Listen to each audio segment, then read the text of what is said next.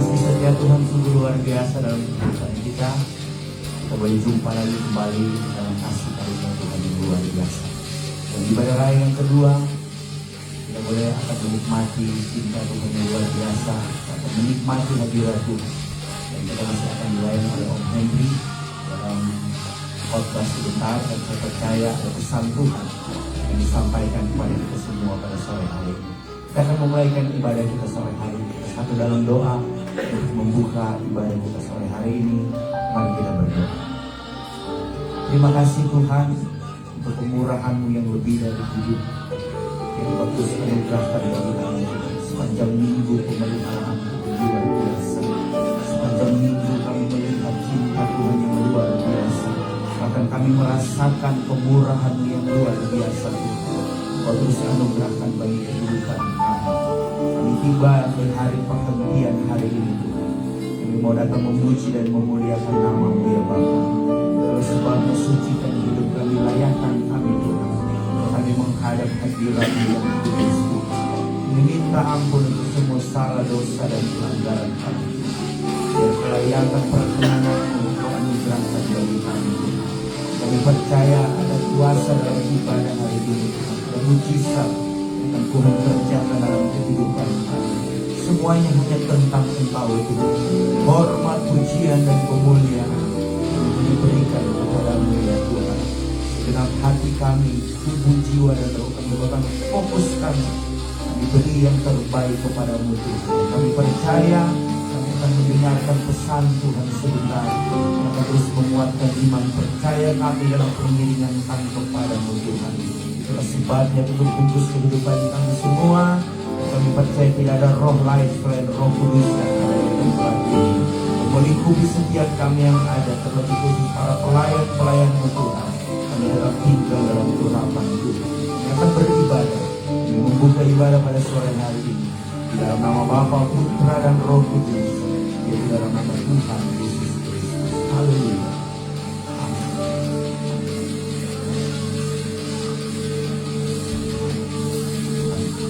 Shalom saudara. Shalom. Tuhan Yesus baik, amin. Mari kita beri salam kirikan tagan Tuhan Yesus baik. Haleluya. Hari perhentian bagi Tuhan, kita mau bawa yang terbaik baginya. Haleluya. Sore hari ini kalau kita memuji Tuhan, kalau kita bernyanyi bagi Tuhan. Kalau kita bergirang bagi Tuhan. Kalau kita melompat bagi Tuhan. Amin. Haleluya. Haleluya.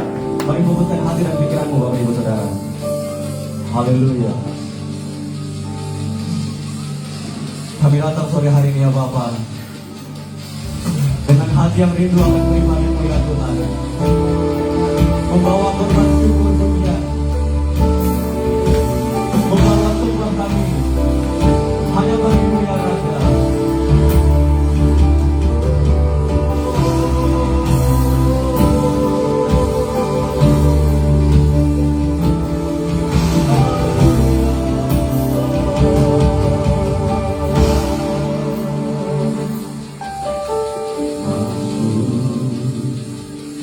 Hadirat-Mu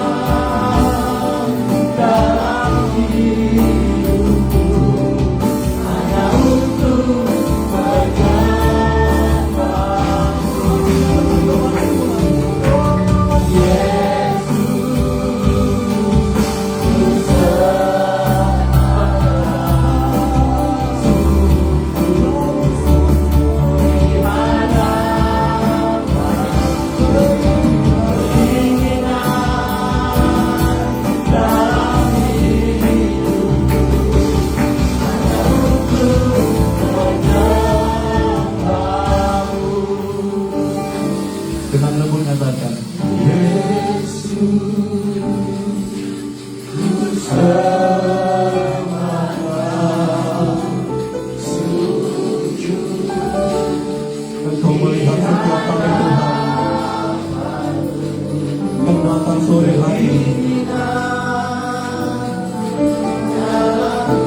Keinginan setiap kami ya Tuhan hanya untuk memuji dan memuliakan Engkau, menyembah-Mu ya Tuhan. Oh Yesus, biarlah Kau menikmati setiap pribadi yang menaikkan pujian sembah hanya bagi-Mu ya Tuhan.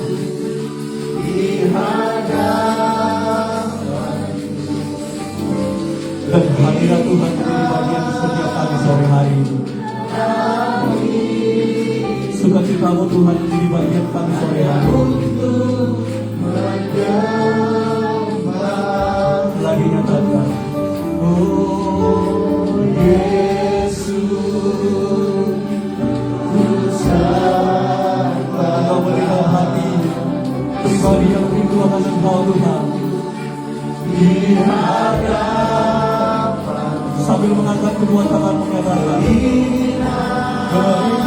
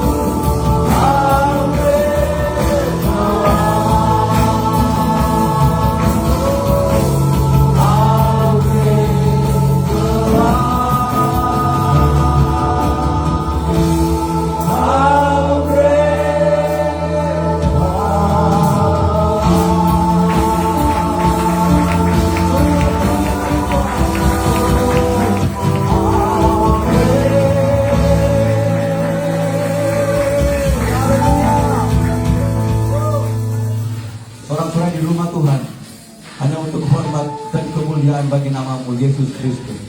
Engkau layak disembah, Engkau layak ditinggikan, Engkau layak dimuliakan. Kira Allah yang seperti Engkau ya Bapa di surga. Dan sore hari ini kami, jemaat-Mu, umat tebusan-Mu akan terus bernyanyi, bergirang, bersukacita di dalam Engkau Tuhan. Dalam nama Tuhan Yesus Kristus, sama-sama kita nyatakan. Amin. Haleluya. Sekali lagi berikan sorak-sorai kemuliaan bagi Tuhan kita Yesus Kristus. Haleluya.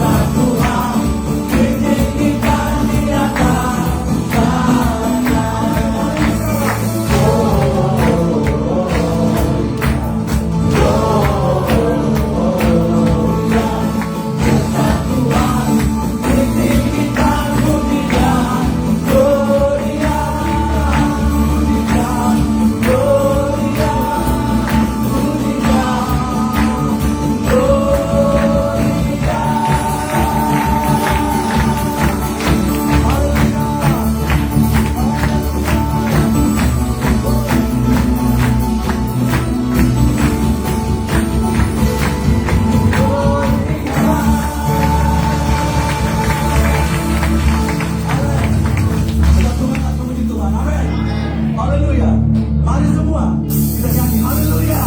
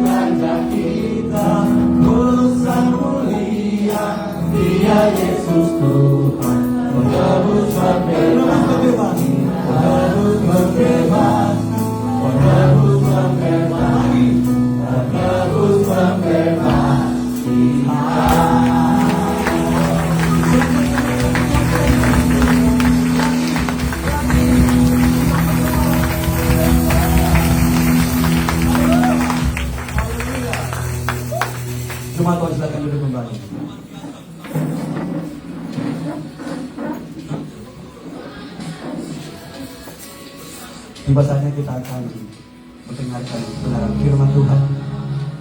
Mari siapkan hati dan pikiran kita untuk diisi oleh pengajaran-pengajaran kebenaran akan kebenaran firman Tuhan. Dan kami percaya bahwa firman-Mu yang akan kami dengar dan pelajari sore hari ini, Bapak, tidak akan lalu sia-sia. Kami akan mendapatkan tempat jatuh di tanah hati yang terbaik, bertumbuh dan berbuah demi hormat dan kemuliaan bagi nama Tuhan Yesus Kristus. Roh Kudus memampukan kami mengerjakan setiap kehendak Bapa dalam kehidupan kami. Amin. Haleluya.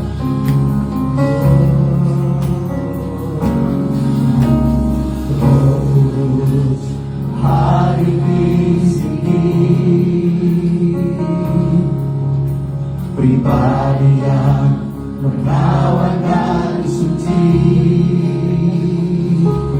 Ku rindu mendekat, mengerti hatimu, berjalan dalam kehendakmu. Roh Kudus manis dan lembut, Roh Kudus manis dan lembut. Amin. Penolong yang sejati dan suci, ku rindu mendekat, mengerti hatimu, berjalan dalam kuasa-Mu, berjalan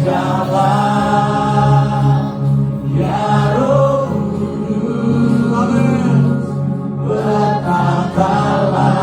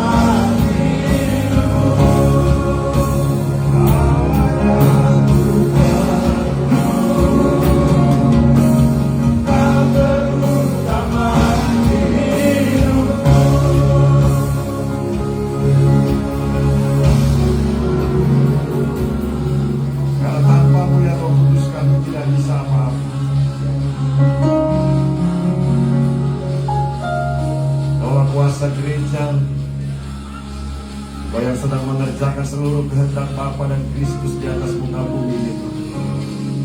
Dan di dalam Engkau kami menemukan sukacita, damai sejahtera, dan semua keberhargaan hidup ini, kebermaknaan hidup ini.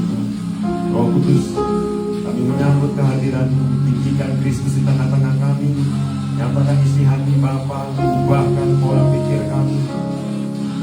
Beritakanlah firman-Mu Tuhan, sampaikanlah Tuhan rencana bahwa kami masuk ke dalam rancangan Bapa yang mulia yang tidak pernah gagal. Buat hidup kami Tuhan mentaati kehendak-Mu. Urapi hamba-Mu, urapi gereja. Berbicaralah ya Roh Kudus. Kami menyambut Kau, kami menghormati segalanya bagi gereja. Di dalam nama Tuhan Yesus kami berdoa. Sama-sama kita yang percaya katakan amin. Shalom, puji Tuhan. Terima kasih pelayan mimbar luar biasa. Dua ronde, dua babak, dua Shalom, Bapak Ibu yang hadir dan rekan. Terima kasih untuk Bapak dan Ibu yang belum kenal kami. Kami datang ke sini 1 tahun yang lalu. Mungkin beberapa di antara rekan-rekan juga ada di sini beberapa pilkada. Kami dari Kendari, Sulawesi Tenggara. Di pendirinya Pak Andi dan Rika juga dari sini. Ada di jaringan Desa Partnership, jaringan untuk menyelesaikan amanat agung di suku-suku yang kurang atau belum terlayani di Indonesia. Terima kasih bisa melayani bersama-sama. Dan hari ini, tadi pagi saya sudah sampaikan kebenaran firman Tuhan tentang pemuridan. Karena lagunya juga di ibadah kedua beda dengan ibadah pertama, jadi tapi menyambung dari ibadah pertama. Amin. Ada sukacita di rumah Tuhan? Biasa, kalau ingat rambut saya, jangan ingat pilpres ya. Bapak Ibu, kita sudah ada dalam masa persiapan Natal ya. Tadi pagi sudah diumumkan ada kepanitiaan Natal dan ada rencana-rencana. Dan kadang-kadang karena rutinitas tahunan ini kita kehilangan esensi. Mudah-mudahan di sini tidak seperti sana sini ya. Kita harus tetap percaya dan mengerti bahwa Allah itu punya rencana atas muka bumi. Dan Dia sedang menjalankan rencananya dengan sangat konsisten. Dan dengan sukacita Dia memakai atau melibatkan hamba-hamba. Sejak semula, sejak dunia diciptakan, sejak zaman Adam dan Hawa, Abraham dan seterusnya, Tuhan menjalankan rencana. Dia punya rencana. Dia tidak bekerja dengan serabutan, dengan serampangan. Dia tidak bekerja dengan tidak punya planning. Dia bekerja dengan rencananya. Kalau kita melihat sebentar ke peristiwa Natal, Bapak Ibu mari kita buka kitab Injil Lukas. Saya mau bawa kita mengerti bahwa sampai hari ini Tuhan tetap bekerja. Dan pekerjaan Tuhan belum tentu sama dengan apa yang kita kerjakan. Lukas pasal 2, bukan ini yang mau sampaikan intinya, tapi sebelumnya kita lihat dulu ini supaya kita mengerti bahwa selalu Tuhan memakai hidup orang-orang. Lukas pasal 2, nanti Bapak Ibu bisa baca ceritanya lengkap di rumah. Ayat 21, nanti bisa baca sampai ayat 40. Yang ingin saya sampaikan dari perikop yang luar biasa ini adalah bahwa kelahiran Kristus itu tidak hanya melibatkan Maria dan Yusuf. Kelahiran Kristus tidak hanya melibatkan Maria dan Yusuf. Memang kalau tidak ada Maria dan tidak ada Yusuf mungkin cerita akan berbeda. Tapi to prepare the birth of the Savior, untuk mempersiapkan kelahiran Juru Selamat, itu Tuhan juga memakai hidup beberapa orang yang tidak terkenal mungkin, tapi mereka punya andil yang luar biasa. Dan dalam sepanjang sejarah gereja ini selalu terulang. Tuhan memakai hidup orang-orang biasa untuk pekerjaan yang luar biasa. Katakan amin. Tuhan memakai hidup orang-orang biasa untuk pekerjaan yang luar biasa. Ya, di perikop ini Bapak Ibu akan bertemu dengan dua pribadi yang bernama siapa? Simeon dan Hana. Ini bukan Simeon anak Yakub ya. Ini Simeon dan Hana yang lain di Perjanjian Baru. Ya, mari kita lihat ayat 25. Adalah di Yerusalem seorang bernama Simeon. Ia seorang yang benar dan saleh, yang menantikan penghiburan bagi Israel atau menantikan kelahiran Juru Selamat. Roh Kudus ada di atasnya, dan kepadanya telah dinyatakan oleh Roh Kudus bahwa ia tidak akan mati sebelum ia melihat Mesias, yaitu Dia yang diurapi Tuhan. Ia datang ke bait Allah oleh Roh Kudus ketika Yesus anak itu dibawa masuk oleh orang tuanya untuk melakukan kepadanya apa yang ditentukan hukum Taurat. Ia menyambut anak itu dan menatangnya sambil memuji Allah. Katanya, sekarang Tuhan, biarkan hamba-Mu ini pergi dalam damai sejahtera sesuai dengan firman-Mu, sebab mataku telah melihat keselamatan yang daripada. Orang ini adalah orang yang ditaruhkan kesadaran di hatinya oleh Tuhan. Akan lahir Juru Selamat, akan lahir Mesias yang dijanjikan. Dan untuk mempersiapkan kelahiran itu, ada orang-orang yang digerakkan Tuhan untuk berdoa, untuk menanti-nantikan dalam doa. Ada orang-orang yang dipakai Tuhan untuk mempersiapkan jalan, untuk mendoakan, untuk membela supaya rencana Tuhan ini digenapi. Ada juga Hana, tadi Simeon, ada Hana di bawahnya, Bapak Ibu.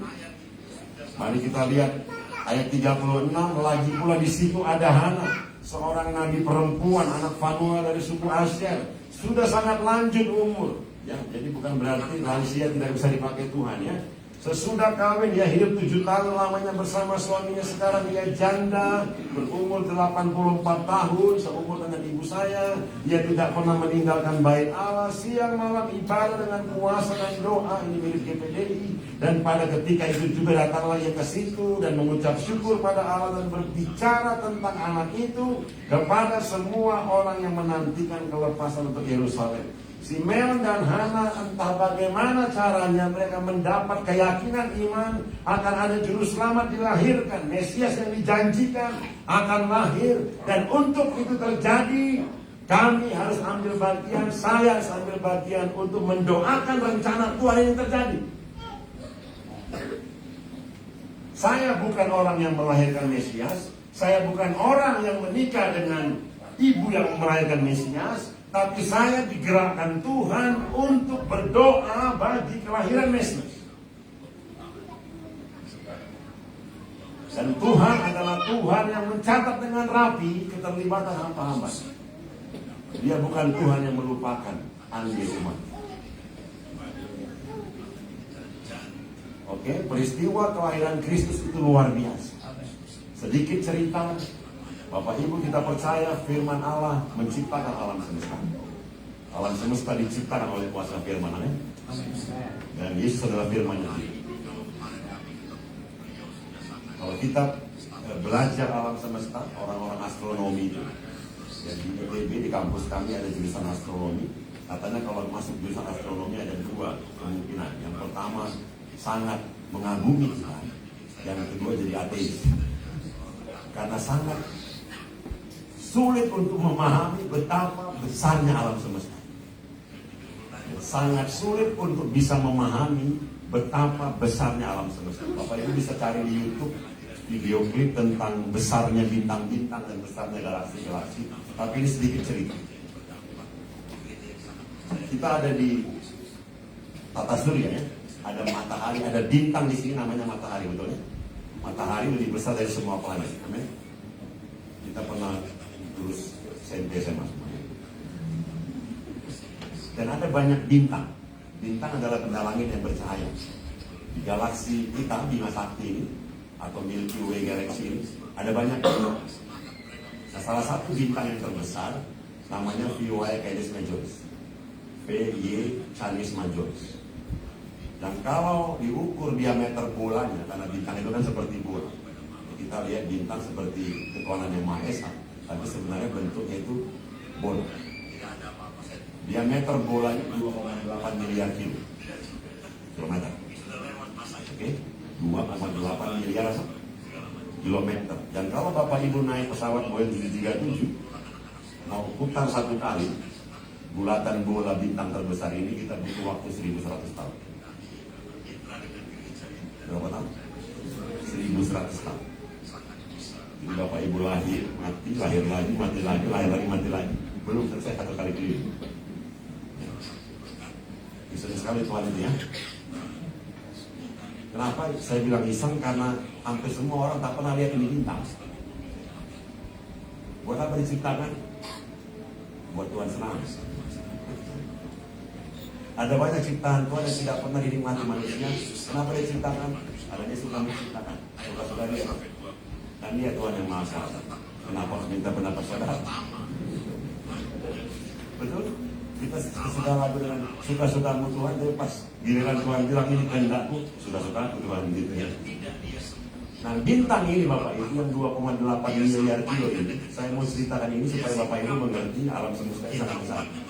Bintang ini yang 2,8 miliar kilo yang sangat besar tadi, kalau bumi diletakkan di samping, itu bumi kayak putih, kayak potongan hidung malah. Saking besarnya ini bintang. Dan bintang ini adalah satu dari miliaran bintang di Bima Sakti, galaksi. Hanya satu dari miliaran bintang. Titik kecil di galaksi. Yang sangat besar tadi. Kamu bayangkan betapa kecilnya bumi. Jadi kalau punya tanah 2 hektar jangan sombong gitu. Karena nggak kelihatan dari surga juga. Dan galaksi Bima Sakti yang sangat besar itu adalah satu dari miliaran galaksi di alam semesta. So we are nothing sebenarnya di hadapan itu. Tidak ada apa-apa. Jadi kalau Tuhan bilang di Kejadian 1 ayat 1, pada mulanya Allah menciptakan langit dan bumi, itu luar biasa itu. Karena langit itu semua alam semesta dengan segala galaksi, dan bumi sangat kecil tapi disebut khusus karena hanya di bumi ada manusia.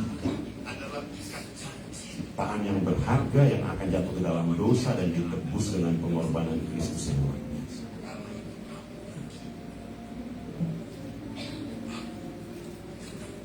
Dan untuk melahirkan Kristus, Tuhan memakai 2 orang ini bernama Simeon dan Hana, dan Tuhan tidak melupakan andil mereka, dicatat dalam kata-kata.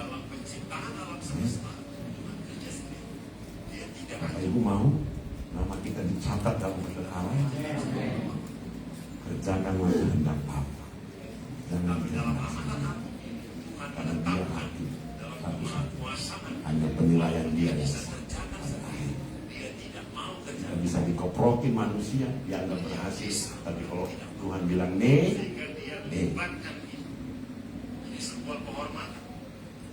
Kelahiran Kristus sudah terjadi. Kita tidak bisa invest apa-apa untuk dia lahir karena dia sudah. Kematian Kristus sudah terjadi. Kita tidak bisa invest apa-apa karena dia sudah mati. Kebangkitan Kristus sudah terjadi. Kita pun tidak bisa terlibat karena sudah terjadi di sejarah. Kenaikannya ke surga juga sudah terjadi. Tapi ada satu peristiwa yang belum terjadi yang kita bisa ambil bagian. Apa itu? Kedatangan kedua. The second coming of Christ. Yang pasti terjadi. Yang di beberapa gereja mainstream diakui tiap minggu, tapi kadang-kadang nggak ngerti. Akan datang kembali kali yang kedua untuk menghakimi orang yang hidup dan yang mati. So what are we doing to prepare the second coming of Christ? Simeon dan Hana praying for years, bertahun-tahun.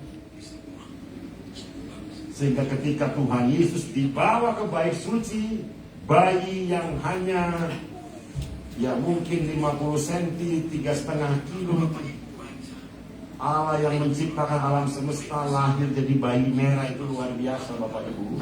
Dia menciptakan galaksi-galaksi, dia lahir bayi merah, sangat lemah, dan dia butuh Yusuf untuk melarikan dia dari kejaran terus demi menggenapi kehendak Bapa yang di surga. Ada pribadi-pribadi yang dipakai Tuhan untuk membuat kehendaknya terjadi.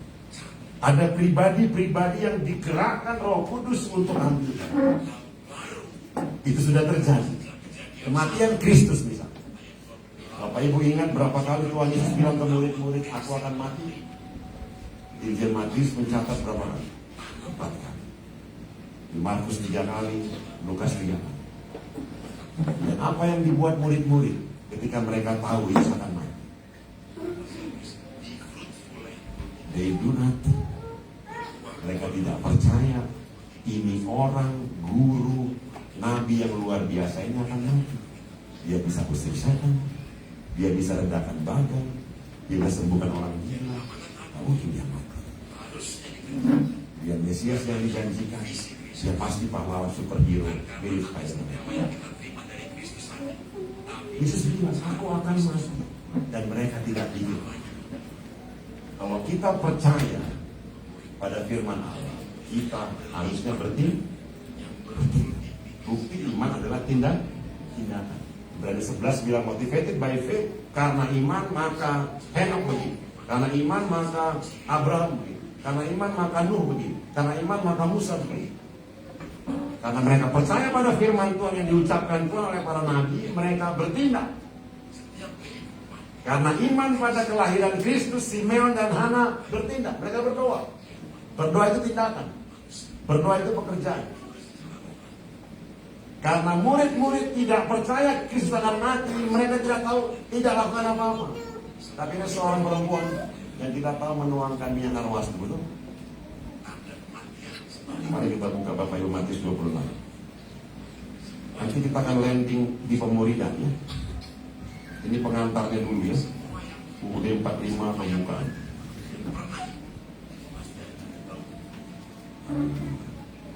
Matius 26, pemberitahuan keempat tentang penderitaan Yesus. Kalau Yesus ngomong sampai 4 kali dan murid-murid tidak kerjakan apa-apa, itu berarti apa? Double ya. Udah ngomongin kali-kali, karena tidak kerjakan apa-apa. Ayat 1. Setelah Yesus selesai dengan segala pengajarannya itu, berkatalah ia kepada murid-murid, kamu tahu bahwa 2 hari lagi akan dirayakan Paskah, maka anak manusia akan diserahkan untuk disalibkan.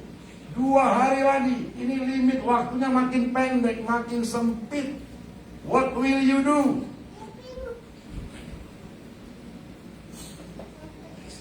Murid-murid tidak dicatat melakukan. Kita lihat ayat 5.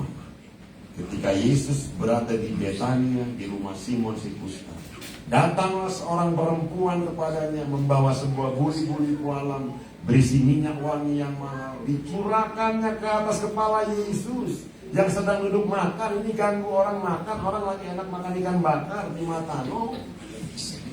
Dia curahkan minyak wangi yang mahal. Siapa yang suruh dia? Tidak ada. Yesus tidak minta. Murid-murid apa lagi? Dan minyak ini sangat mahal Bapak Ibu, sehingga bikin murid-murid marah. Untuk apa pemborosan ini? Minyak itu dapat dijual dengan mahal. Di Injil Yohanes bilang 300 dinar. Kalau dikuantifikasi jadi nilai rupiah itu kira-kira 36 juta. Ya, upah satu orang bekerja 1 hari 1 dinar. Jadi 300 dinar, 300 hari kerja. Atau 25 hari 1 bulan, jadi 12 bulan. Ya, ini agak sore ya Pak, hitung-hitungannya agak susah ya. Percaya saja ya. Kalau di sini UMR 3 juta, 36 juta. Ada pernah beli minyak wangi 36 juta? 36 ribu mungkin ya. Dan diserot-serot, dan 5 menit hilang baunya. 36 juta minyak wangi ditumpahkan 1 kali ke kepala Yesus. Murid-murid jengkel, kamu boros amat, buat apa? Ada banyak orang miskin yang bisa ditolong dengan minyak itu. Apa kata Yesus pada perempuan itu? Ini yang bagian yang paling keren ini. Perempuan itu tidak bilang apa-apa. Murid-murid komen. Yesus tahu pikiran mereka, lalu dia berkata, kenapa kamu susahkan ini perempuan? Ia lakukan suatu perbuatan yang baik padaku. Oh, keren kali kalau kita dibela Tuhan. Keren kali kalau apa yang kita buat oleh Tuhan dibilang yes, mantap. Manusia bisa disapprove, bisa tidak setuju dengan apa yang kamu kerjakan karena cintamu pada Tuhan. Tapi kalau Tuhan bilang, apa peduliku dengan apa kata orang?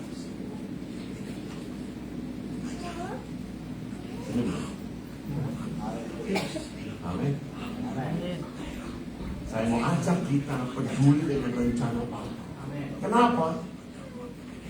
Belum berhenti Yesus bicara. Kita baca lagi ayat 11. Orang miskin selalu ada padamu. Aku tidak akan selalu bersama-sama kamu. Tinggal 2 hari lagi ini.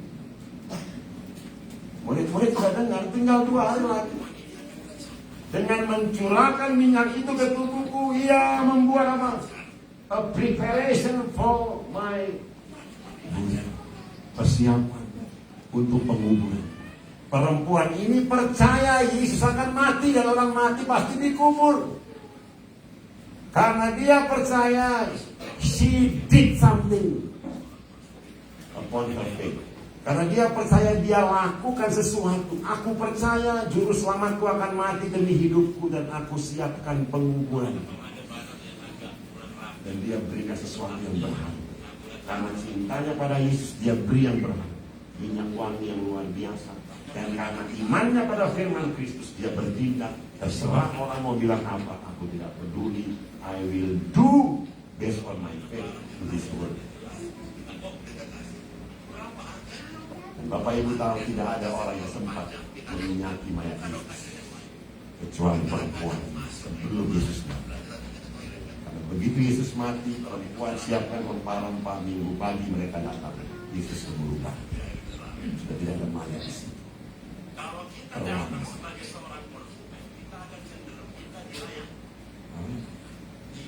Keren nggak perempuan? Keren. Kenapa?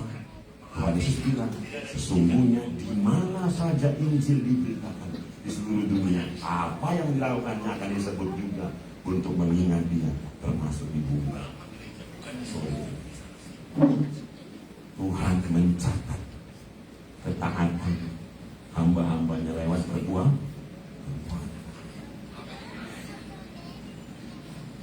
Tindakan-tindakan yang tidak biasa, bukan karena diminta orang, tapi lahir dari satu iman dalam hati. Tuhanku akan mati dan dia pasti dikubur dan aku ingin punya andil dalam penguburan. Oke, kita bergeser ya ke peristiwa kelima, kelahiran, kematian, kebangkitan, kenaikan dan kedatangan kembali kedua. Kedatangan kedua ini dulu terjadi. Dan kita semua bisa ambil bagian untuk membuat terjadi. Punya andil untuk mempercepat kedatangan Kristus. Mari buka Matius pasal 24, mundur 2 pasal. Matius 24 ayat 14.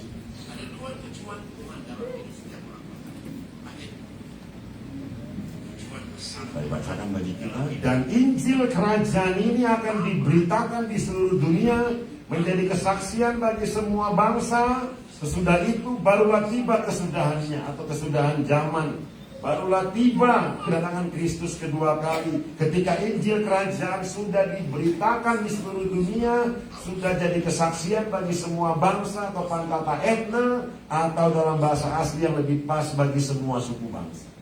Ada kesaksian Injil Tuhan di semua suku di seluruh dunia. Siapa yang menciptakan suku bangsa? Tuhan sendiri. Kejadian Menara Babel itu membuat banyak bahasa lain.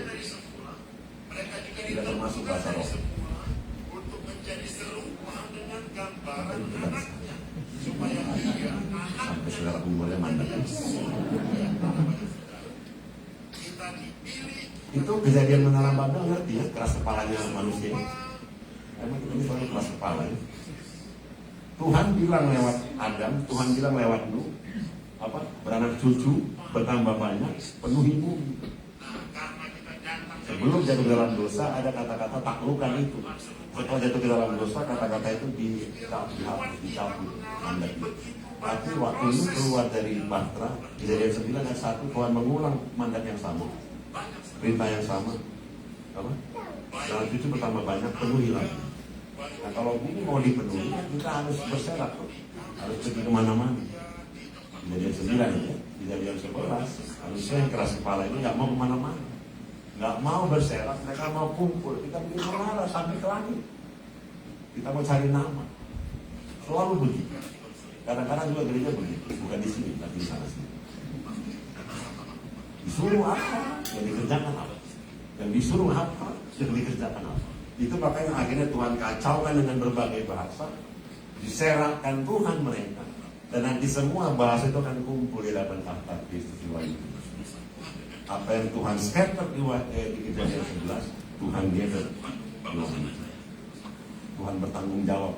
Karena dia yang membuat semua bahasa, dan semua bahasa diciptakan untuk memuji-muji. Walaupun latar belakangnya karena pemberontakan manusia. Semua suku bangsa, semua bahasa ini harus ada kesaksian Injil. Itu makanya Yesus sebelum naik ke sorga dia bilang, pergi, jadikan semua suku bangsa muridku. Karena Tuhan punya rencana, anakku akan datang kedua kali. Dan ketika anakku datang, gereja yang kudus dan am itu akan melibatkan semua suku. Akan ada wakil dari semua suku bangsa di dalam tubuh Kristus itu. Dan dengan tubuh Kristus itulah katakan Kristus kedua kali akan datang. Dan untuk itu kita diajak terlibat. Pergi jadikan semua bangsa murid. Pergi jadikan semua suku bangsa murid. Pergi buat murid bagiku di semua suku. Kau harus tahu di suku mana belum ada murid. Engkau harus pergi ke sana, beritakan Injil, lakukan pemuridan. Itu sederhana. Dan cornerstone hadir di buku. Di tengah suku yang termasuk di people group di dunia ini. Suku Bungku atau suku Tongga. Yang diadopsi 16 Agustus. Ini bukan sebuah langkah sok jago, bukan sebuah langkah ikut ikutan, ini sebuah langkah ketaatan. Karena iman bahwa akan ada wakil dari suku Bungku dan Donggala di hadapan tahta Yesus. Kita bisa bilang, ngapain buat itu?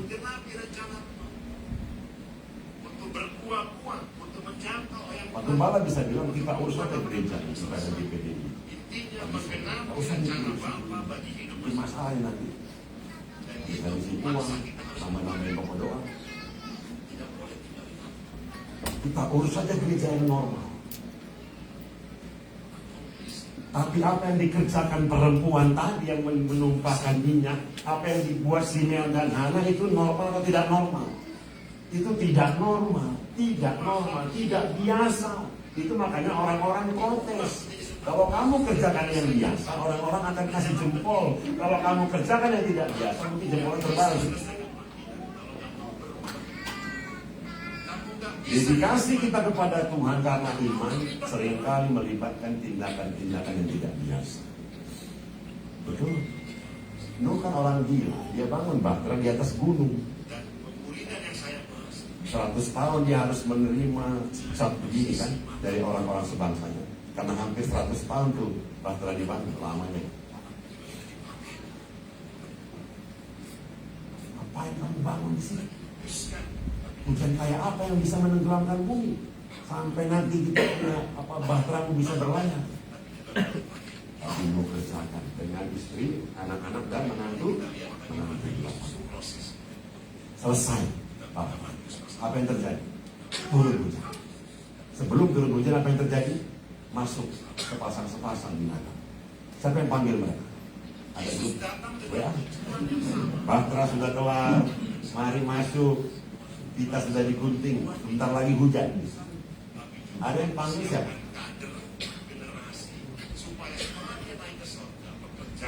Gak mungkin Nuh yang panggil. Itu kuasa Tuhan yang panggil sampai mereka semua masuk, sampai binatang terakhir yang namanya siput. Karena dia lama tuh. Singa duluan, rusa duluan, serta duluan, serigala duluan, siput wanita. Ada suku yang cepat masuk ke dalam kerajaan surga. Ada suku yang lama masuk. Toraja duluan, Minahasa duluan, Batak duluan. Mungkin Bungku Tombelala agak lama, tapi ditunggu Tuhan. Amin. Itu kisah Nuh, kisah penyelamatan, amin. Batra melambangkan gereja. Dan begitu binatang terakhir masuk, siapa yang tutup pintu Batra? Dibaca baik-baik di Kejadian 7, Tuhan yang menutup pintu.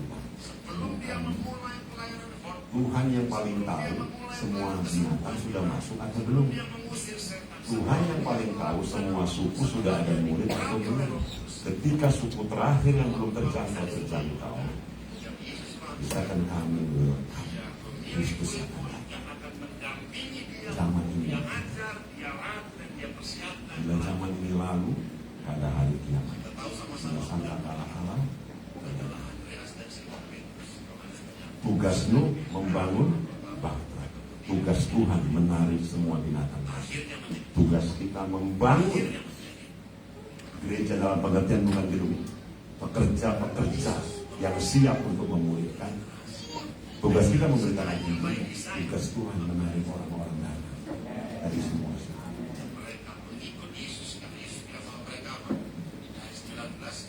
Ini luar biasa pekerjaan itu. Kalau Bapak Ibu sedikit banyak mengikuti pergerakan misi di seluruh dunia, ini sedang terjadi. Daftar suku-suku yang tidak ada murid semakin lama semakin sedikit. Saya ulangi, daftar suku-suku bangsa yang tidak ada murid Yesus semakin lama semakin sedikit.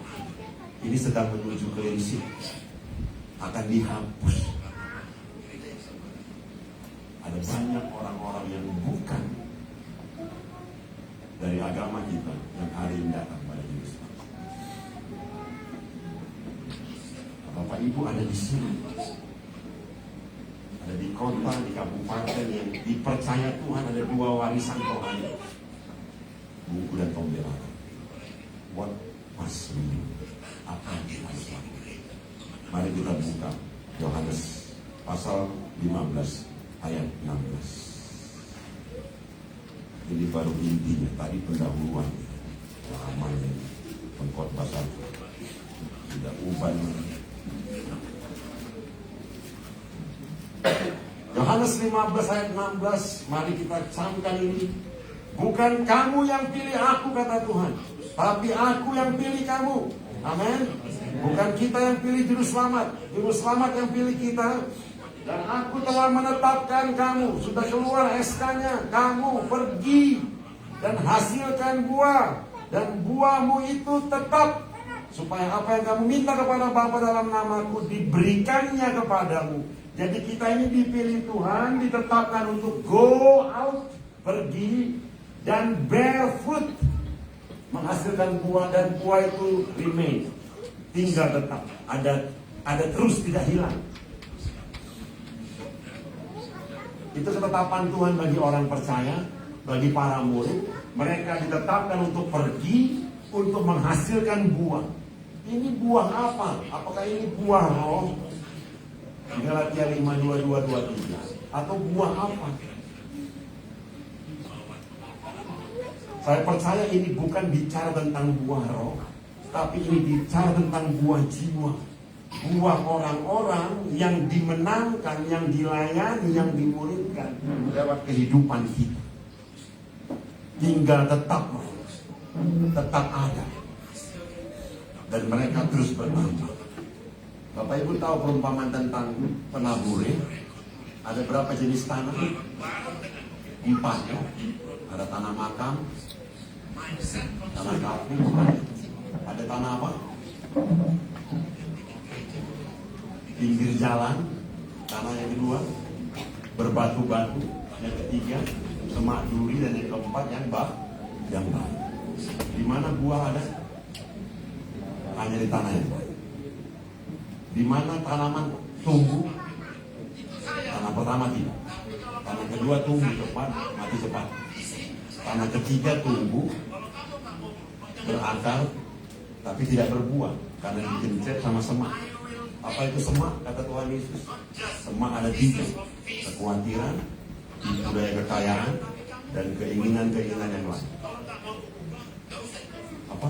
Kekhawatiran, tipu daya kekayaan, dan keinginan akan hal yang lain.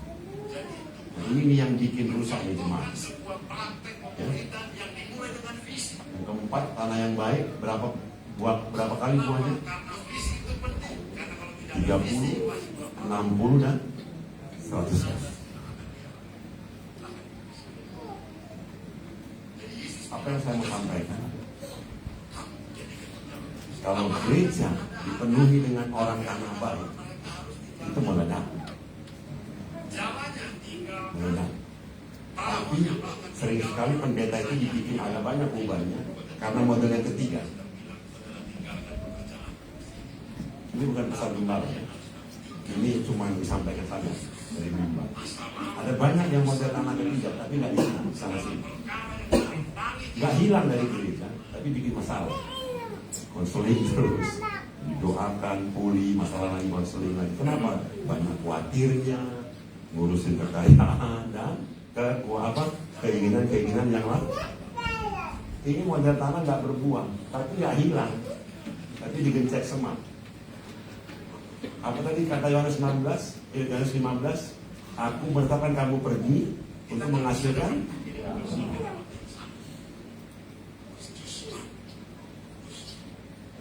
Ada jenis-jenis tanah ini Bapak Ibu, dan kita harus menghindar dari yang pertama. Kita pasti bukan yang pertama, tapi ada kemungkinan yang kedua, ada kemungkinan yang ketiga, tapi kita mau jadi yang keempat. Kalau Bapak Ibu berbuah 100 kali lipat, coba bayangkan betapa besar dampaknya bagi kerajaan surga. Dari satu kita lahir 100 kita, dari satu kita lahir 30 kita. Dari satu murid lahir 30, 60, dan 100 murid.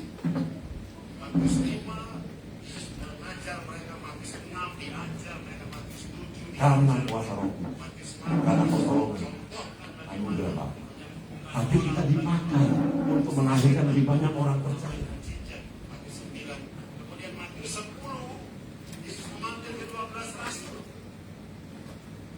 Tadi pagi saya bahas tentang Kristen konsumen dan Kristen produsen. Kristen konsumen dia memakai, menyedot sumber daya gereja. Kristen produsen menjadi sumber daya gereja. Dia sumber daya gereja. Dia menghasilkan bagi gereja.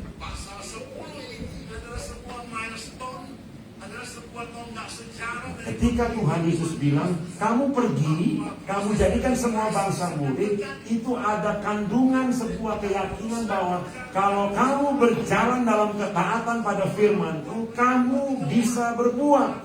Kamu akan berbuah banyak. Kalau firman-Ku tinggal dalam kamu, kamu tinggal dalam aku, kamu akan berbuah banyak. Itu bukan hanya bicara buah roh Galatia 5, itu berbicara buah jiwa-jiwa. Tuhan itu passionate, yang sangat eager, ingin sekali untuk banyak orang diselamatkan, dan dia tidak kerja sendiri. Kesalahan kita adalah kita membuat ada banyak orang pengangguran di dalam ladang. Tuhan ingin semakin banyak orang terlibat di ladang. Kenapa? Karena Tuhan senang bekerja memakai orang-orang biasa. Dia pakai Simeon dan Hana, dia pakai perempuan, dia pakai murid-murid yang adalah nelayan dan nelayan. Dia memang pakai orang-orang kayak Saulus yang guru yang luar biasa, tapi ada banyak orang biasa yang bisa untuk menghasilkan kegerakan yang luar biasa. Amin. Bapak Ibu, mari mundur sedikit ke Matius ya. Jadi pemuridan itu adalah satu-satunya cara untuk membuat amanat agung selesai. Coba katakan, pemuridan adalah satu-satunya cara untuk membuat amanat agung selesai.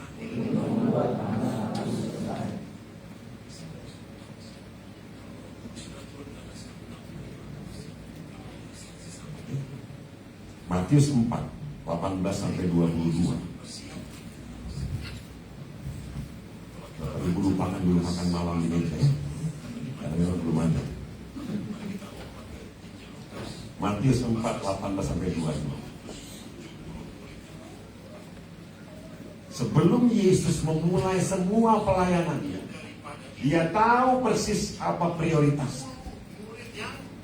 Prioritas saya bukan mengusir setan, bukan menyembuhkan yang sakit, bukan membangkitkan orang mati. My priority is preparing generation, melahirkan generasi.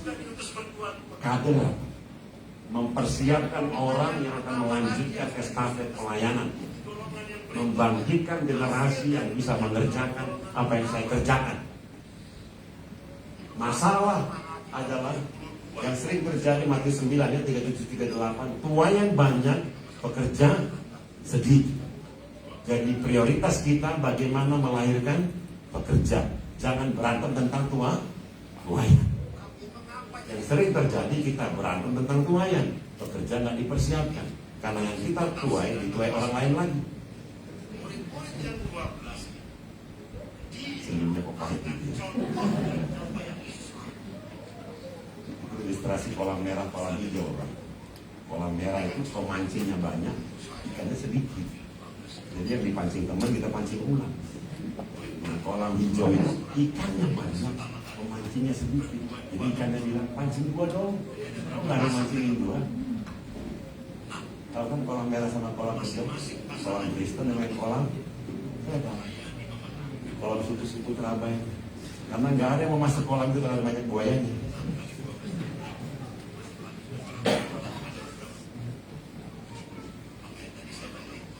Kenapa Yesus panggil murid-murid yang pertama? Karena dia tahu persis, dia harus siapkan generasi. Yesus panggil murid-murid, dia bilang di ayat 19, Yesus berkata kepada mereka, siapa ini mereka? Petrus dan Andreas, ikut aku, kamu akan kujadikan penjara manusia. Pernah nggak pendeta bilang begini, ikut saya, gabung di sini, kamu akan kucetak jadi penjara manusia. Langsung nggak gabung iman.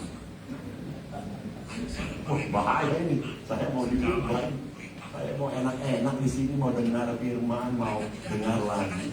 Karena kita pada dasarnya banyak yang Kristen konsumen. Pengen datang ke Indomaret. Pengen dilayani, bukan pengen melayani. Aku datang untuk melayani, kata Tuhan Yesus, bukan dilayani. Ini ubah mindset ini agak susah memang. Karena kita dibina bobokan oleh tradisi gereja yang memanjakan jemaat. Tapi bukan di sini, di sana sini sebenarnya. Ikut aku, I will make you of the fishes of men. Dan Tuhan membuktikannya. Dia bawa murid-murid melihat apa yang dia lakukan, mendengar apa yang dia ajarkan. Dan tidak lama setelah itu dia utus murid-murid. Tadi pagi saya sudah bahas, nanti Pak Gembala bisa siapkan kesempatan yang lain. Dia utus 12 murid berdua-dua. Dia utus 70 murid berdua-dua. Ada generasi demi generasi yang dihasilkan oleh Yesus. Jadi ketika 3.000 orang bertobat di hari Pentakosta, itu bukan bilangan yang mendadak muncul begitu saja. Itu ada dasarnya, karena ada orang-orang yang dipersiapkan Kristus untuk follow up, untuk muridkan 3.000 jiwa ini. Itu makanya, mari Bapak Ibu lompat ke Yohanes 17. Yohanes pasal 17. Ayat 4. Waktu Yesus berdoa sebelum dia disalibkan. Berdoa bagi murid-murid. Ya, judul perikopnya doa Yesus untuk murid-muridnya. Yohanes 17 ayat 4. Apa yang dia bilang? Aku telah mempermuliakan engkau, Bapa maksudnya, di bumi dengan jalan menyelesaikan pekerjaan yang engkau berikan kepadaku untuk melakukannya. Pertanyaan saya, di sini Yesus sudah mati atau belum? Belum. Sudah bangkit, apalagi bangkit, matinya belum. Kenapa dia bilang, I have glorified you by accomplishing the task that you have given me. Aku telah permuliakan engkau, telah bukan akan. Kenapa dia berani bilang, aku telah permuliakan engkau? Emangnya dia udah bikin apa? Dia belum mati disalib, dia belum bangkit dari kematian. Ingat, ini konteksnya doa untuk muridmu. Tuhan Yesus bilang, Bapa telah kuselesaikan salah satu tugas dari 2 tugas. Aku sudah prepare generasi kader yang akan melanjutkan pekerjaan ini. Jadi pemuridan ini salah satu inti program prioritas Kristus di mana. Dan untuk murid-murid dia berjuang. Keren-keren nggak murid-muridnya? Nggak keren-keren juga. Ya, banyak sekali masalah, bahkan terakhir Petrus menyangkal 3 kali. Yohanes 21 dia balik menjala ikan lagi karena rusak gambar diri. Dia kan yang bilang, sekalipun semua ini Tuhan mundur, kabur, rela mati. Beberapa jam kemudian dia lupa apa yang dia bilang tadi. Dia sangka Yesus dia kan. Gak nunggu tukar kata.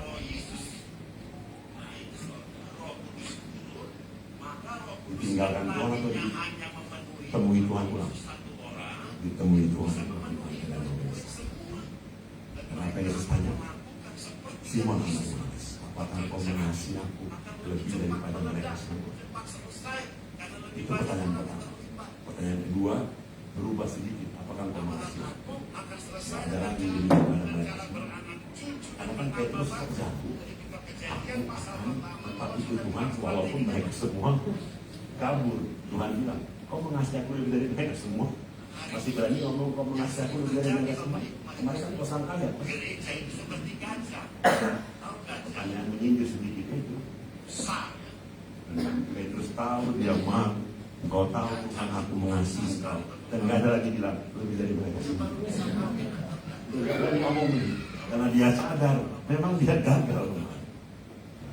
Dia sadar itu kerasa udah gak ada Yesus yang anak lagi. Bertobat dia.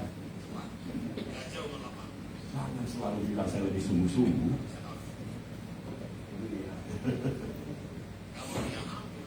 Tuhan siapkan generasi. Karena kalau dia pergi tanpa ada orang-orang yang dipersiapkan meneruskan, percuma Roh Kudus turun. Pekerjaan amanat agung tidak berlanjut.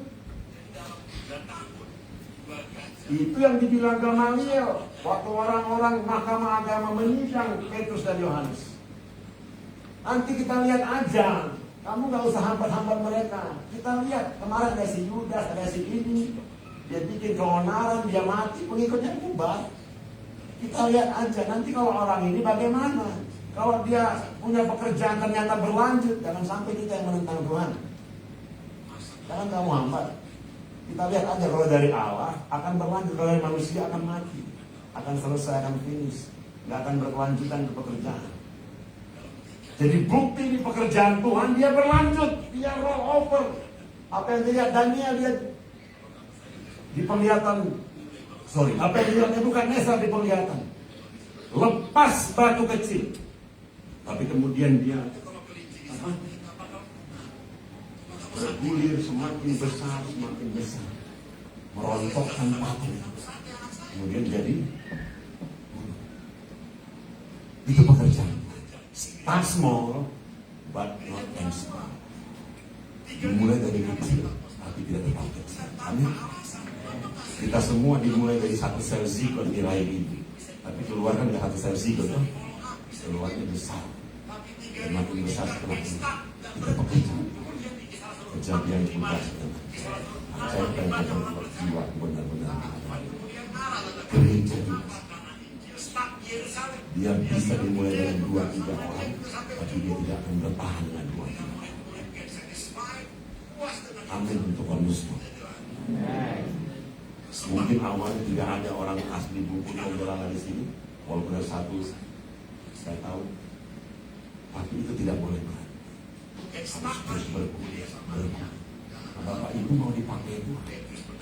Bapak Ibu mau nggak dipakai? Tuhan mau pakai Bapak Ibu. Tapi Tuhan akan paksa. Tuhan mau pakai. Tuhan bisa pakai kita. Tapi Tuhan nggak paksa. Kita mau nggak dipakai? Untuk membawa Injil kepada orang-orang yang belum pernah mendengar.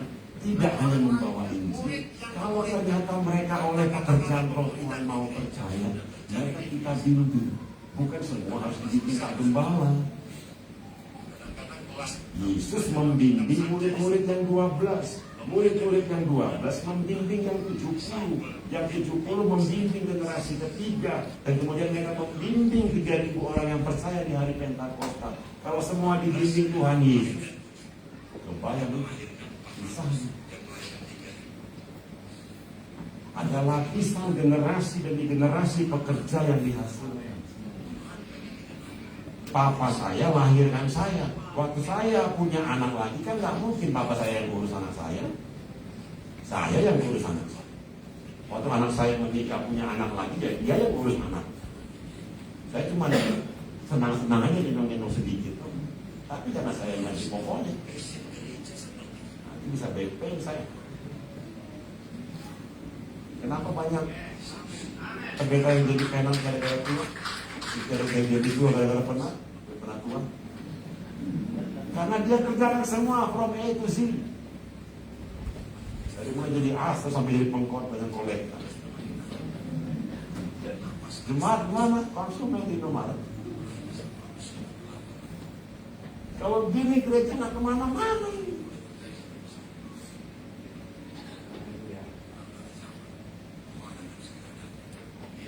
Coba lihat Matius 17:17. Kapan ini khotbah selesai? Lompat sana, lompat sini. Matius 17:17. Pernah nggak Yesus marah? Waktu lihat murid-murid marah dia. Jadi kalau nanti Pak marah sekali-sekali ya ingat aja ayat ini. Maka kata Yesus, hai kamu angkatan yang tidak percaya dan yang sesat, berapa lama lagi aku harus tinggal di antara kamu? Berapa lama lagi aku harus sabar terhadap kamu? Bawa anak itu kemari. Jadi ada anak yang sakit, ayam, menderita, jatuh ke dalam api, dibawa ke murid-murid Yesus.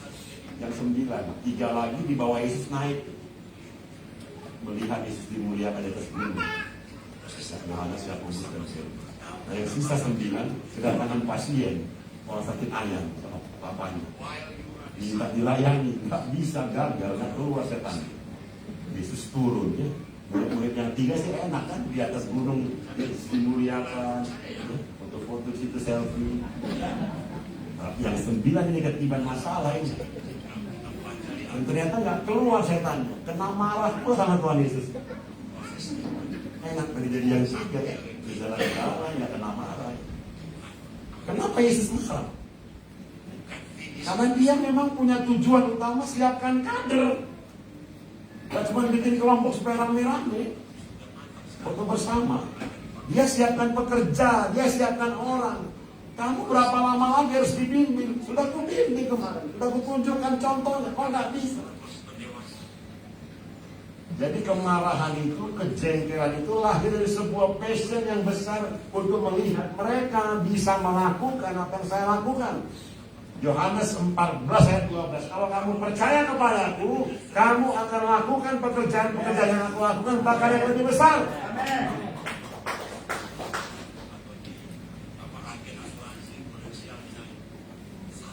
Kalau itu passion kita, orang percaya, cepat kelar ini pekerjaan, cepat Tuhan datang. Amin.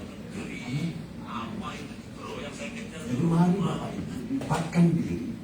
Kalau nanti ada gerakan dari gereja untuk Bapak Ibu dibimbing, diperlengkapi untuk bisa bersaksi, memberitakan Injil, memimpin kelompok, ayo libatkan diri. Libatkan diri. Jangan dulu berpikir terlalu panjang. Dan sehari-hari cukup besar. Jangan pikir terlalu panjang, ini bakal bagaimana ini. Ketika murid-murid dipanggil Tuhan yang pertama, Simon Petrus, Yohanes, Yakobus, Andreas, apa yang mereka lakukan? Mereka ikut aja Tuhan Yesus, ikut. Tinggalkan perahunya, tinggalkan jalannya, bahkan tinggalkan air. Gak ada pertanyaan. Kadang-kadang pertanyaan itu bukti ketidakpercayaan. Coba kita lihat didatangin agen asuransi. Kita pasti banyak pertanyaan tuh. Karena kita kurang percaya kan? Coba kita datangi Tuhan. Abraham, pergilah dari negerimu, tinggalkan sanak saudaramu, dari rumah ayam, ke ke tempat yang akan kutunjukkan kepadamu. Ini kok banyak sekali pertanyaan yang bisa timbul dari sini ya. Nggak tahu pergi kemana, dengan siapa, berapa lama. Abraham nanya nggak? Nonton film Islam yang jadi kontroversi itu. Abraham persembahkan anaknya yang kucintai, Ishak, di salah satu gunung yang akan kutunjukkan kepadamu. Kalau Bapak Ibu berkesempatan nonton film tadi, luar biasa pergumulan Abraham. Jalan 3 hari ke tempat mempersembahkan anak. 3 hari yang sangat berat. Karena bisa mundur. Kenapa nggak persembahkan depan rumah aja? Sengaja Tuhan bikin jalan 3 hari supaya ada kesempatan buat mundur kalau tidak berani. Tapi Abraham menetapkan hari di tengah-tengah Sarah yang kurang mendukung. Dia nggak bilang kan bahwa Ishak akan bangun. Karena ribut sama istri. Ada suara bapak bilang amin. Jadi kalau suami mendapat iman, istri dukung saja ya. Apa nih suami saya aneh-aneh ini sekarang ya. Dia semangat sekali Tuhan ini. Aduh, semangat sekali dengan ribu merah ini. Saya nggak ngerti. Suami saya ini kan sadar petir di mana dia? Waktu saya dapatin visi suku Teramerika.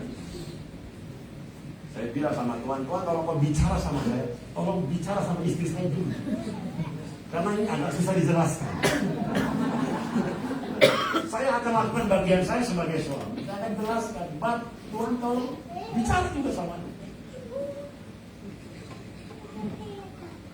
Kita bisa bayangkan Abraham, dia nggak punya Alkitab tertulis, nggak ada, nggak punya pendeta, nggak punya teman persekutuan, sendiri aja dengar suara Tuhan, percaya dengan buta, dengan gila gitu.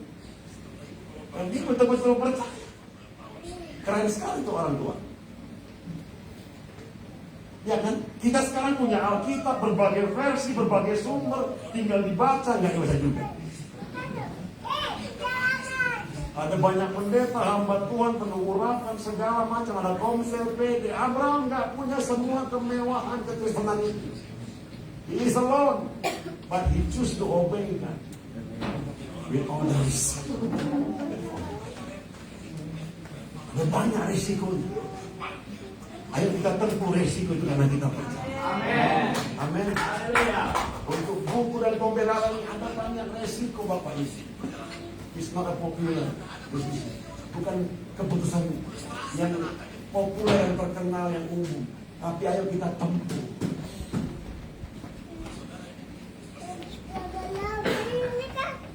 Karena kita mau pulang terhormat.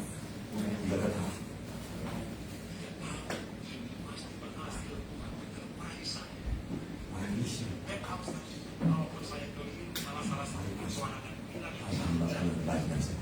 Masuk ke dalam kebahagiaan. Itu saja yang kita tunggu. Akan kita bawa mati ini semua kita punya di bumi. 1 kali 2 paling tempat kita nanti. Walaupun hektaran kita punya kebun kelapa sawit. 1 kali 2. Kalau sempat terkubur.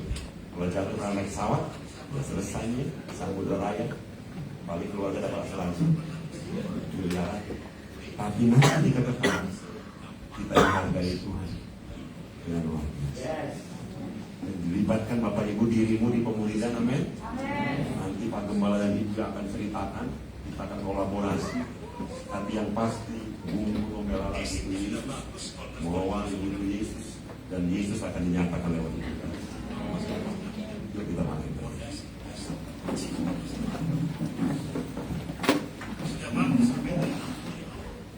Tuhan, kami rindu sekali melihat lawatan Tuhan atas kota ini, atas orang-orang yang belum percaya ini. Karena darah Yesus sudah membeli lunas semua suku bangsa. Darah Yesus sudah membeli lunas semua bahasa. Kau senang disembah dalam bahasa buku. Kau senang disembah dalam bahasa pembelaan. Bahasa Inggris sudah lebih keren. Tuhan mau disembah dalam semua bahasa oleh semua suku bangsa. Kami mau jadi seperti perempuan yang menumpahkan minyak narwasul murni itu di atas kepala Yesus dan dia diam saja. Ada banyak orang, ada murid-murid yang menyalahpahami dan menyerangnya. Dan dia diam saja, Tuhan. Tapi Engkau membela dia karena Engkau melihat hati. Engkau melihat hati. Engkau bela perempuan dan murid-murid harus mengatupkan mulutnya karena ternyata mereka keliru. Tuhan, buat kami percaya pada firman bahwa Engkau pasti datang kembali kali yang kedua. Itu sebuah hal yang sangat pasti, itu pasti terjadi. Dan kedatanganmu akan didahului dengan semua suku bangsa, akan mendengar kabar baik, berita Injil, dan oleh pekerjaan Roh Kudus akan ada orang-orang percaya di semua suku bangsa. Sama seperti binatang-binatang berpasang-pasangan masuk ke dalam bahtera-Mu, Tuhan akan membawa suku-suku bangsa masuk ke dalam rumah Tuhan, masuk ke dalam gereja Tuhan. Akan ada orang-orang percaya. Tuhan, pakailah kami seperti Kau memakai dulu. Ini hidup kami Tuhan yang penuh keterbatasan, penuh kelemahan, penuh kekurangan. Oh Tuhan, pakailah kami. Tuhan, kami berdoa, bangkitkan iman percaya kami kepada firman. Tuhan, kami percaya kepada firman-Mu. Tolong kami menanggalkan semua ambisi-ambisi pribadi, agenda-agenda kami Tuhan, supaya kami selaraskan hidup kami dengan agenda Tuhan, dengan rencana Bapa, dengan kehendak Kristus. Tolong kami Tuhan, tolong gereja. Kau sudah memimpin sejauh ini, usia kedua tahun kehadiran gereja Tuhan Yesus. Kau sudah memimpin sejauh ini Tuhan, kami memuji Engkau untuk semua yang sudah Kau kerjakan di tahun-tahun awal ini. Tuhan, lanjutkan karya, lanjutkan pekerjaan.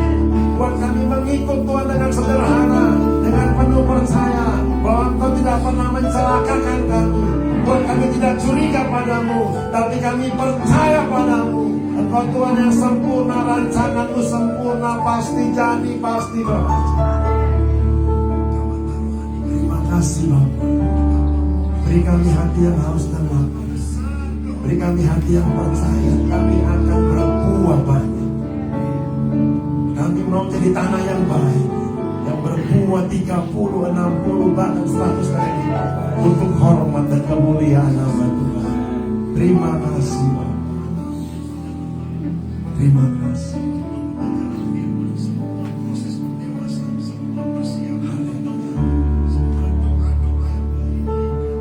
Bapak Ibu, mari nyatakan kerinduan untuk hidupmu dipakai oleh Tuhan di akhir zaman ini dalam kegerakan, supaya kita tidak menjadi pasif, tidak menjadi masa bodoh, tidak menjadi apatis, tidak menjadi tertinggal dalam kegerakan Roh Kudus. Dia yang sedang bergerak di semua bangsa, di seluruh muka bumi. Katakan pada Tuhan, Tuhan pakai aku seperti Kau pakai Simeon dan Hana, seperti Kau pakai perempuan itu, seperti Kau pakai banyak orang dalam sejarah gereja. Tuhan, pakai hidupku, Tuhan, pakai hidupku, pakai hidupku Tuhan.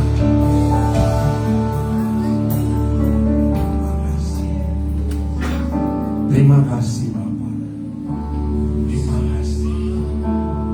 Hati kami menanti-nantikan tahun depan, bulan-bulan ke depan, apa yang Tuhan mau kerjakan. Lanjutkan, lanjutkan.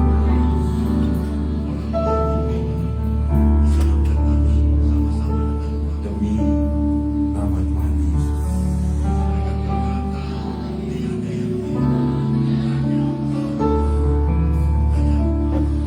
Haleluya. Firman Tuhan yang luar biasa. Kami mengucap syukur ya Bapa di sorga, buat kebenaran yang selalu dinyatakan malam hari ini,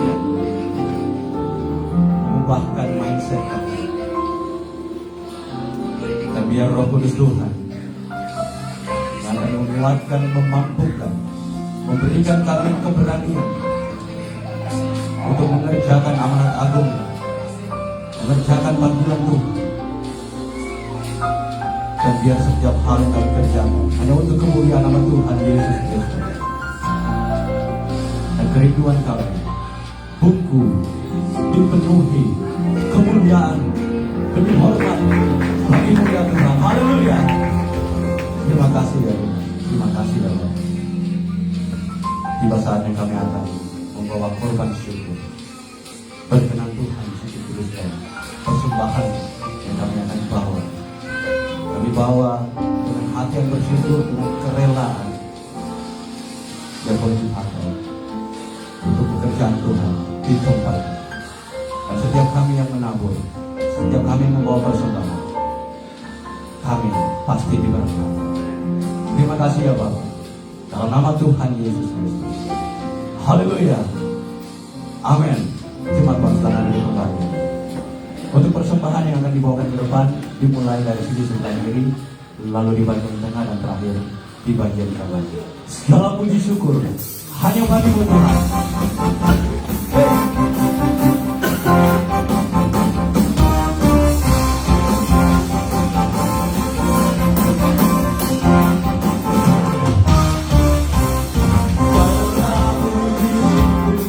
Hanya bagi Tuhan, sebab Kau yang layak dipuja. Sambil Kau bersorak, tinggikan namamu. Haleluya. Segala puji syukur hanya bagi Tuhan. Amin. Sebab Kau yang layak dipuja. Kami Kau bersuara, tinggikan namamu. Haleluya.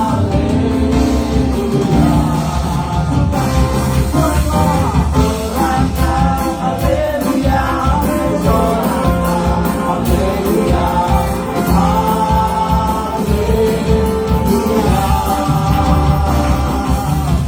Soraklah haleluya, soraklah haleluya, haleluya.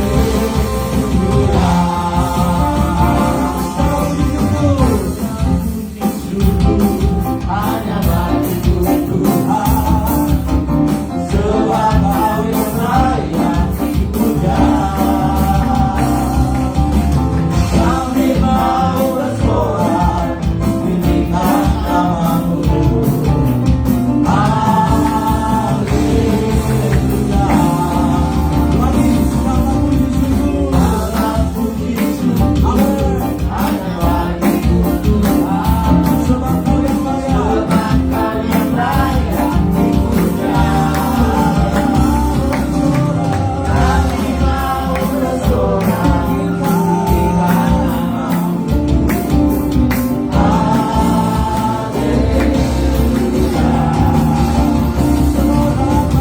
Soraklah haleluya, soraklah haleluya, haleluya.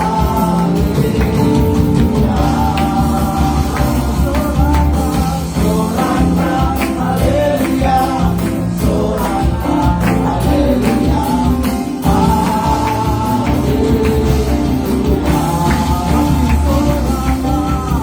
soraklah haleluya, soraklah haleluya,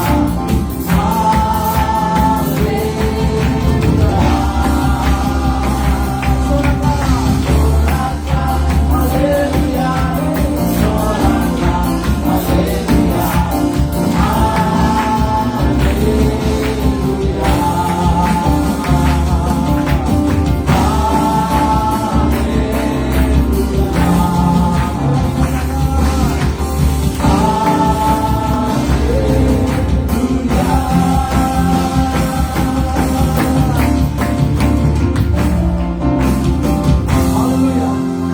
Kita akan mengakhiri ibadah kita pada malam hari ini. Jemaat Tuhan, mari bangkit berdiri. Sekali lagi kita akan mengucap syukur kepada Tuhan. Dan ucap syukur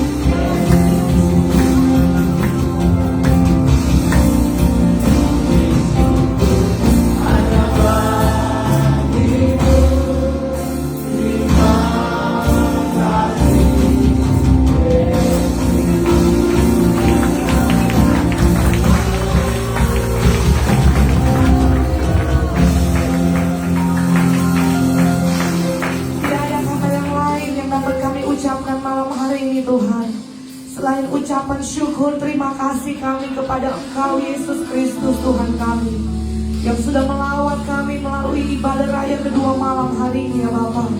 Kami nikmati hadirat-Mu dan kami begitu dikuatkan melalui kebenaran firman-Mu ya Tuhan. Dan kami percaya malam hari ini ya Tuhan, kami pulang tidak sama ketika kami datang, tetapi ada cara pandang yang baru yang diubahkan oleh Tuhan. Biar kami pulang bukan hanya menjadi pendengar, tetapi kami mau menjadi pelaku kebenaran firman-Mu. Malam hari ini kami percaya dengan sungguh, setiap kami yang sudah hadir, kami percaya kami sudah diberkati oleh Tuhan. Biarlah setiap kehidupan kami, jemaat-jemaat Tuhan yang hadir malam hari ini, ketika kami pulang, kami boleh menjadi berkat bagi banyak orang di luar sana. Bapa di sorga, kami memberkati semua hamba-hamba-Mu yang sudah melayani Engkau dalam ibadah raya yang kedua malam hari ini. Seluruh pelayan mimbar maupun hamba-Mu yang sudah melayani kami melalui pemberitaan firman-Mu, kami percaya Tuhan akan ganti dengan urapan yang baru, kekuatan yang baru, kesehatan yang baru. Amat terlebih doa kami, pemakaian bagi hamba-Mu semakin dahsyat dan luar biasa, benar-benar menjadi jawaban doa bagi banyak orang. Dimanapun hamba-Mu pergi dan berada, nama Kristus yang dipermuliakan dalam setiap tugas dan tanggung jawab pelayanan hamba-Mu.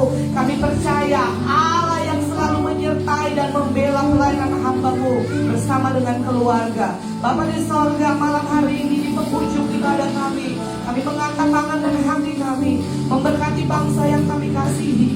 Kami percaya Indonesia ada di hati Tuhan, Indonesia berharga di mata Tuhan, dan kami percaya Indonesia akan diberkati oleh Tuhan. Bahkan daerah kami Sulawesi Tengah diberkati oleh Tuhan, Kabupaten Morowali diberkati oleh Tuhan, Kota Bungku, Desa Ipi diberkati oleh Tuhan. Melebihi semua berkat-berkat jasmani kami rindukan Tuhan karuniakan. Lebih dari semua itu kerinduan kami, daerah kami, bangsa kami diberkati dengan berkat ilahi, yaitu pengenalan akan Kristus menjadi bagian milik bangsa kami. Banyak jiwa yang diselamatkan dan datang percaya kepada-Mu. Dan malam hari ini hati kami terangkat bagi suku Bungku dan Donggala yang kami kasihi Tuhan. Taruh di hati semua jemaat Cornerstone belas kasihan, seperti Kristus sudah selamatkan kami. Biar belas kasihan kami bagi semua orang Bungku dan Donggala. Kami doa dari tempat ini, Tuhan akan buka mata mereka, lembutkan hati mereka, biar mereka boleh melihat cahaya Injil. Mereka boleh percaya, menerima Yesus sebagai Tuhan dan Juru Selamat. Dan kami percaya orang Bungku dan Donggala akan dimenangkan bagi Kristus. Dan kami percaya kami akan dikumpulkan dalam kerajaan sorga. Tuhan Yesus yang baik, jadikan semua jemaat Cornerstone, kami yang hadir malam hari ini Tuhan, biar kami diberkati untuk menjadi berkat. Kami percaya Roh Kudus menyertai kami, memberikan kami hikmat dan keberanian, makin hari makin serupa dengan Kristus. Dan kami mengerjakan amanat agung Allah. Dan untuk itu kami dipanggil dan diselamatkan untuk menjadi berkat, menjadi cahaya Injil bagi orang yang belum percaya kepada Kristus. Dan kami berdoa Tuhan, bagi kehidupan semua kami, jemaat-jemaat-Mu, hamba-hamba-Mu, di sepanjang minggu ini yang akan kami lalui, kami hanya serahkan ke dalam tangan Tuhan. Kami percaya Yesus penguasa tunggal hidup kami, berdaulat penuh atas hidup kami di sepanjang minggu yang berjalan. Biarlah kiranya hidup kami menjadi berkat, pertemukan kami dengan orang-orang yang tepat, sehingga kami boleh menjadi jawaban doa. Pekerjaan, usaha, mata pencarian, studi pendidikan diberkati oleh Tuhan, dibuat berhasil oleh Tuhan. Di mana Tuhan taruh kami di sepanjang minggu ini, kami menjadi saksi bagi hormat dan kemuliaan nama Tuhan. Terima kasih banyak Bapa di sorga. Kami percaya biarlah ibadah kami malam hari ini semuanya menyenangkan hati Tuhan, dan tidak ada sia-sia yang kami kerjakan. Semuanya Allah perhitungkan, dan Tuhan akan memberkati setiap kami yang sudah datang pada malam hari ini. Dan kami percaya kami semua akan menjadi jemaat yang kuat, berakar, bertumbuh dan menghasilkan buah, sama seperti Kristus sampai Engkau datang pada kali yang kedua. Akhirnya kekasih-kekasihnya Kristus, mari angkatlah kedua belah tanganmu dan terimalah berkat, kasih karunia dan rahmat serta damai sejahtera dari Allah Bapa dan Yesus Kristus Tuhan kita menyertai kita sekalian. Diberkatilah engkau di kota dan diberkatilah engkau di ladang. Diberkatilah buah kandunganmu, hasil bumimu dan hasil ternakmu, yakni anak lembu sapimu dan kandungan